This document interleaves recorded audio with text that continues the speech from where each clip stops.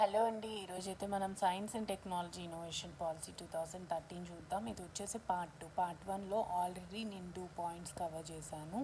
ఇందులో ఇక్కడి నుంచి కవర్ చేస్తాను. సో ఈ science and technology innovation policy 2013 యొక్క మెయిన్ ఎయిమ్ ఏంటంటే సైంటిఫిక్ ట్యాంప్ అంటే శాస్త్రీయ దృక్పథం అన్నది అందరిలో మన సొసైటీలో ఉన్న అన్ని సెక్షన్స్లో కూడా ప్రమోట్ చేయాలి. ప్రతి ఒక్కరు కూడా ఏదైనా థింక్ చేస్తే సైన్స్ బేసెస్లోనే థింక్ చేయాలి, అది ప్రమోట్ చేయాలి అని చెప్పి దీని యొక్క మెయిన్ ఎయిమ్.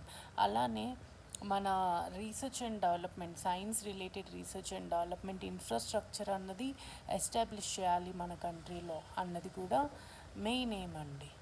ఓకే, అలానే ప్రైవేట్ సెక్టార్ యొక్క పార్టిసిపేషన్ రీసెర్చ్ అండ్ డెవలప్మెంట్లో ప్రమోట్ చేయాలి, ఎన్హాన్స్ చేయాలి. అలానే ఇన్నోవేషన్స్ ఏవైతే మనం చేస్తున్నామో ఆ ఇన్నోవేషన్స్ అనేవి కాస్ట్ ఎఫెక్టివ్ ఉండాలి. ఓకే.